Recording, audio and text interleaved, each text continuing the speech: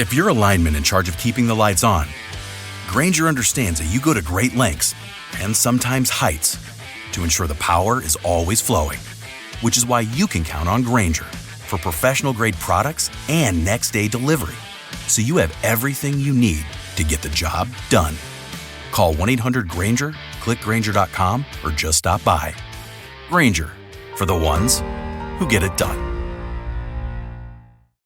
Ready to make a real impact every day? Join the Active Day Home Care team and help clients maintain their independence in the comfort of their own homes. Make a difference in someone's life as you provide essential daily assistance and protect their health and happiness. Earn up to $20 an hour and enjoy additional perks like optional daily pay, 401k, paid time off, ongoing educational training, and more. Join a team that values care, compassion, and your professional growth. Visit activeday.com to apply.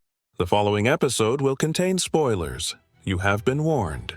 You're listening to Cinema IRL, the podcast that throws you into the movie and asks the question, what would you do? I don't think it's particularly fair that just because your grandma cheats death, that it should come after you specifically. I mean, who cares if you weren't supposed to exist, right? This and more are discussed after watching Final Destination Bloodlines. And now, Cinema IRL. I wish I could switch places for just one day. What would you do? Put yourself in my shoes. How do we handle this? What would you do? Put yourself in my position. What would you do? Now it's your turn. Low key, I think that's the real reason that they've discontinued production of The Penny. Yeah, this was kind of funny timing. I thought about that as well. Penny definitely getting a bad rap in this movie. And we're not talking about Pennywise and It or anything like that. We are talking about Final Destination Bloodlines. Plagued by a violent, recurring nightmare, college student Stephanie heads home to track down the one person who might be able to break the cycle and save her family from the grisly demise that inevitably awaits them all. So let's see how well you were paying attention. What year was The Penny? Oh, back to the 1700s. Like 1785 or something like that? No. That Penny in the movie. Oh, in the movie. I don't know. It was 1968. Oh, okay. Well, that's probably when our movie started with the flashback at the beginning of the film with a Penny and a punk little boy who created a lot of chaos by wanting to fling a penny off of a building that was about the height of the Space Needle, although it wasn't the Space Needle. Yeah, I'd like to throw the little boy off the building. Yeah, well, fortunately, the little boy died, and I think the world is a better place. He was a little brat. So, though, I wonder how long before he actually died. He died when he got out of the building. Well, but he died in the premonition. Oh. I wonder how he died. Maybe hopefully, he was grisly. He was a little monster. He deserved a grisly death. Yeah. All right. So, in short, our story starts with Stephanie having these dreams about some disaster at a Space Needle-esque building, and the building falls apart, and hundreds of people die.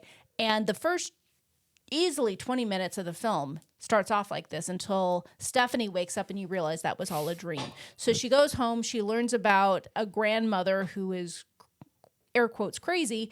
And the grandmother is actually the woman who had the premonition about the Space Needle-esque place that falls and everyone dies. And took the damn penny away from the kid. Yeah. So, of course, the kid's like, "Why are you taking my penny, lady?" Well, yeah, because he's a little jerk.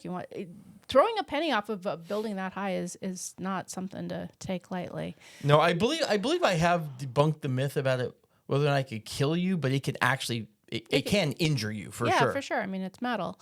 So, in a nutshell, what our story here is Stephanie finding out that her family cheated death. Death is PO'd and coming for them and everybody else who was on that in that premonition, got saved from the premonition on the crumbling building in the 60s. And death is slowly but surely coming for everybody who should have died but was spared death. And death is like, I had plans for you. I'm still coming for you. And it turns out that cycle has pretty much taken out everybody except for Stephanie's grandma and Stephanie's family and her cousins and uncle.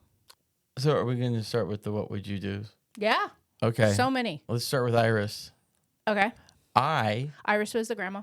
I would not stand out in the middle of the yard and wait to be killed seconds later just to make a point that, oh, look, see? Death. Well, I don't know if she was doing that. Maybe she just saw it a second before. I don't think she ran outside knowing she was going to get. I think she did because she looked at her and said, well, seeing is believing. Well, yeah, but that was a minute before she died. Oh, like 2 seconds before she died. Oh, okay. Well, anyway, I certainly don't know what was going on in Iris's head. Okay, so what else? Are we keeping you up? Okay, I'll go ahead.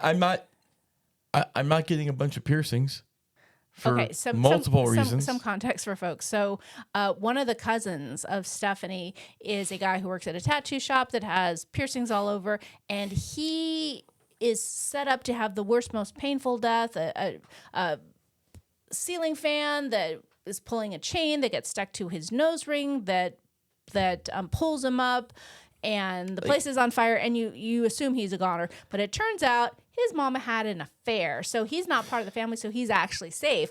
But those same piercings take him out in a disaster with his brother, and yeah, he goes in a very gruesome way. Yeah, an MRI machine turned up to crazy. Yeah, that sucked in anything metallic, including him and all of his piercings. Yeah, and then they were like, wasn't he okay because he wasn't part of the family?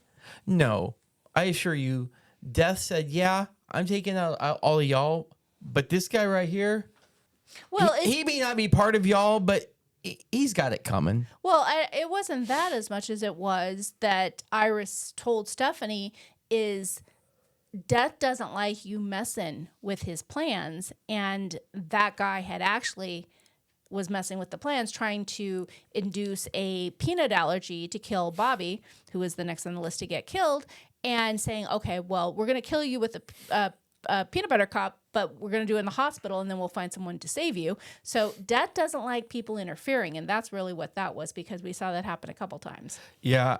I mean, okay, listen, it's a movie. I get it. There's so many times I had to suspend reality on that, and I'm like, oh, gee, you had to make a conscious effort to suspend reality in this movie? A little crystal falling from a chandelier, hitting a floor that's literally holding dozens of people dancing on it, but that little crystal is going to crack it. No. It's possible. I mean, 1960s, engineering might not have been as evolved. The coil, there's no way. The coil in the vending machine. Yeah, the actual mortal coil is not going to have enough room to have enough velocity to break through the glass necessary. Okay, sounds like you're playing fact checker and not what would you do. Yes, I know.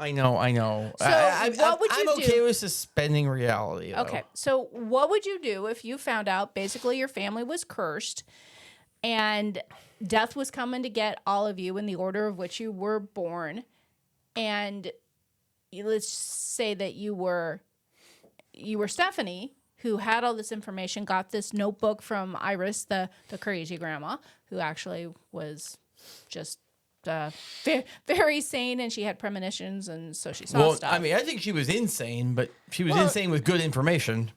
Well, the reason they thought she was insane is because of how she acted, but it's because she knew, and she managed to beat Death for several decades, hiding out in a house and making sure that she stayed alive. So anyway, so Iris gives this book to Stephanie seconds before she dies, and it has all the information in it that Stephanie's trying to distill. So what would you do if you were in Stephanie's shoes, realizing that, hey, Grandma actually has something here and our family's in danger?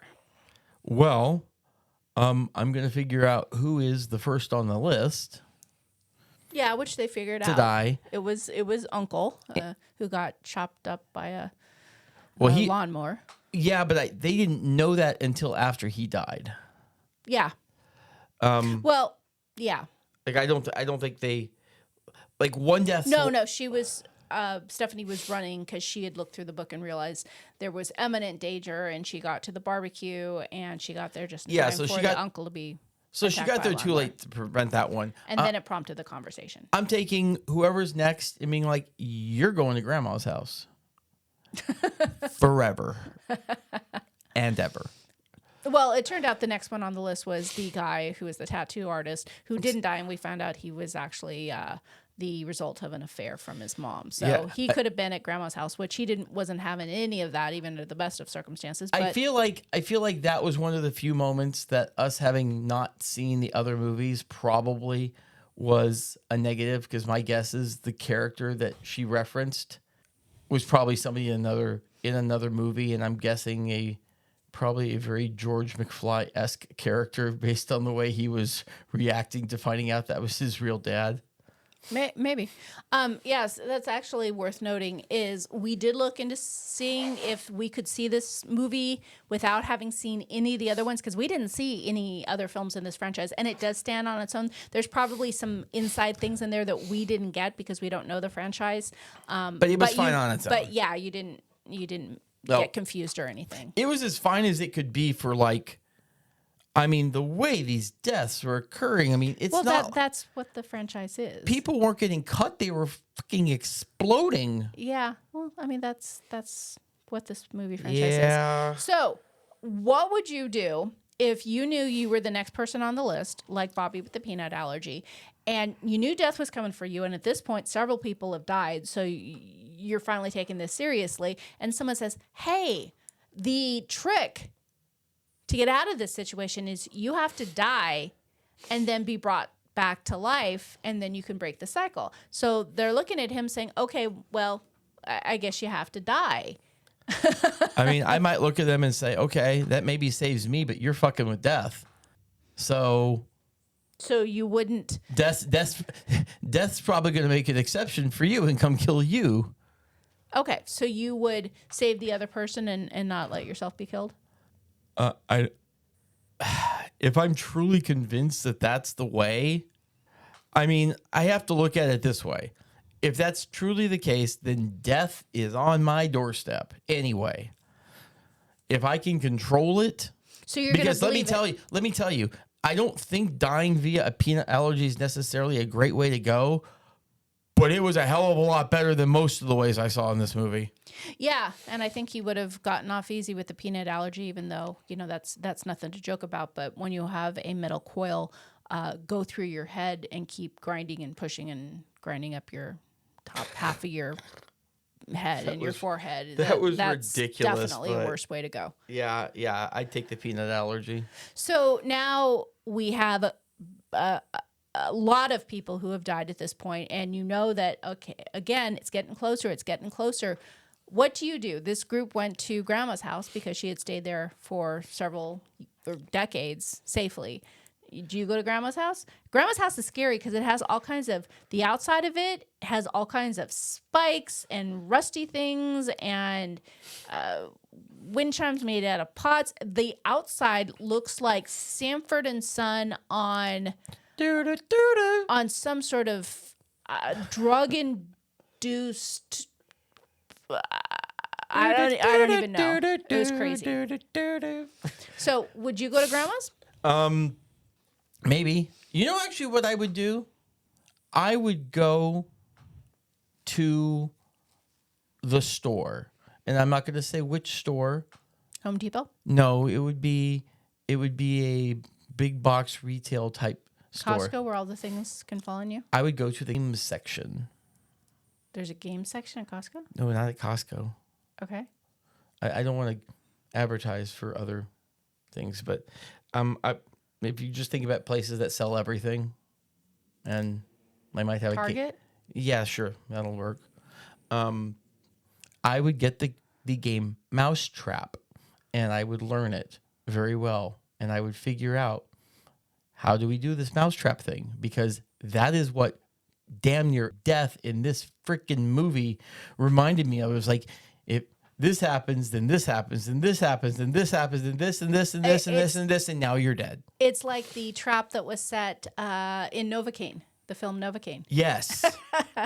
Only even, I mean, like some of these were just cray deaths. Yeah, and it wasn't even a matter of someone intentionally setting a trap. It was just a matter that Iris could see things that were dangerous, and then Stephanie eventually realized she could too, where she's walking down the street and she sees, oh, well, there's a branch cutter, and then there's a guy with a leaf blower, and there's kids playing a soccer, and then the garbage truck is coming down, and she kind of says, well, this could fall here, and then the leaf blower could, blow dust into the kids' faces, and then the ball could go. And sure enough, moments after that, that's how Julia dies. Yeah, actually reminds me of that first death in The Monkey, the pawn shop guy. Oh, yeah. Like, this happened and this and this and this, and now you have an arrow through your head. Yeah, actually, now that we're talking about this, I guess a recurring theme of, drops a marble and then it hits something and something. Blah.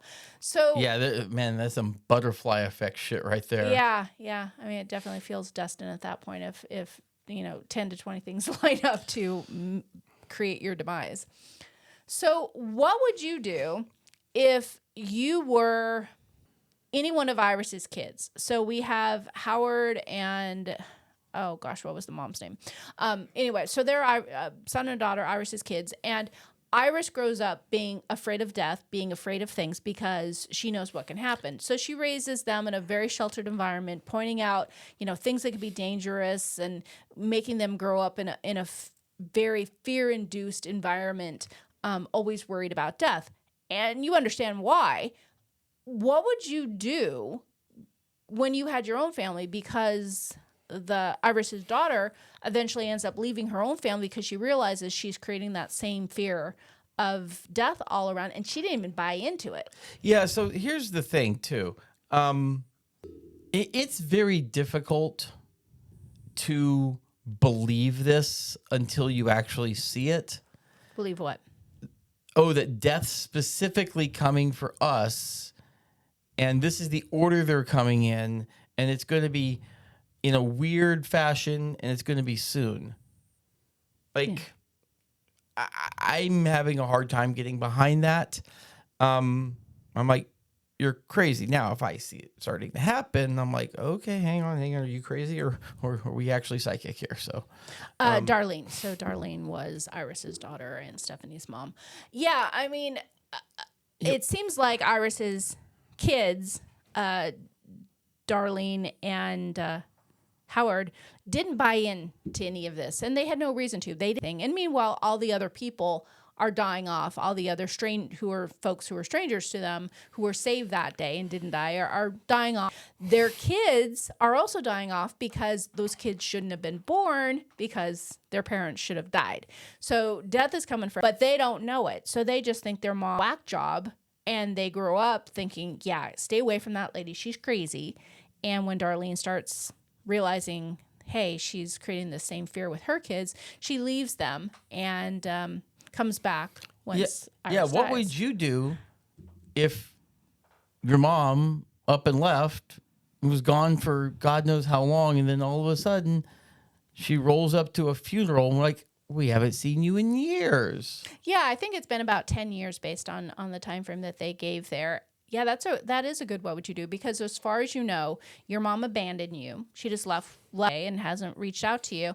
And then throughout the course of this whole fighting for your life thing, you realize that your mom left because she was afraid of damaging you. She was afraid of what she was doing with you, creating all of this fear and paranoia about death, and she didn't want to do to her kids what her mom did to her, so she left. Yeah, so the more I watch movies, the more I start to think that people who abandon their families aren't necessarily giant pieces of crap because they have an underlying reason, except I know in real life they're pretty much just giant pieces of crap. Yeah, I mean, in real life there's probably not a massive death wish on 100 people that death is coming to get you. I really wonder in the history of mankind, how many times literally has someone gone out for cigarettes and your family never sees you again because you left.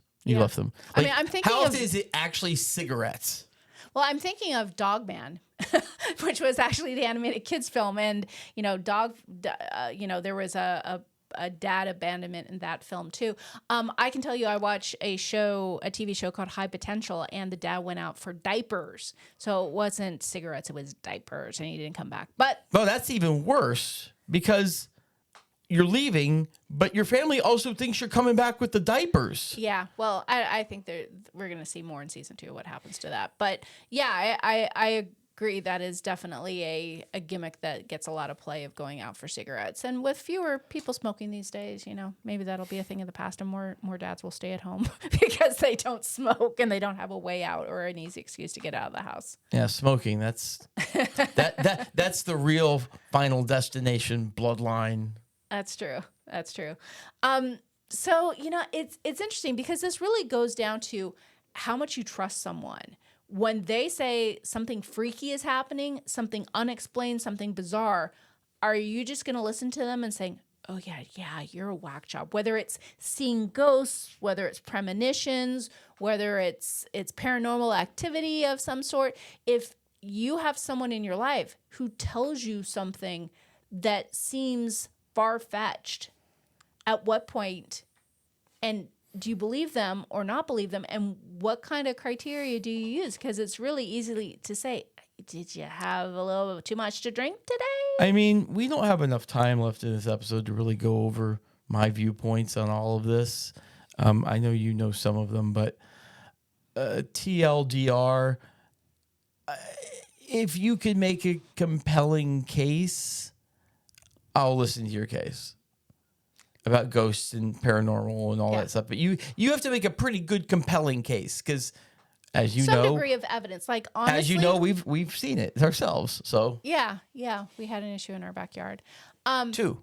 Yeah, I guess if someone gave me a book, a big thick book, like Iris gave Stephanie, of like, here are all the things that have happened and here are my premonitions and whatnot, I might want to dismiss that, but I also would likely look into, okay, is there any truth here? Did this person exist? How did they actually die?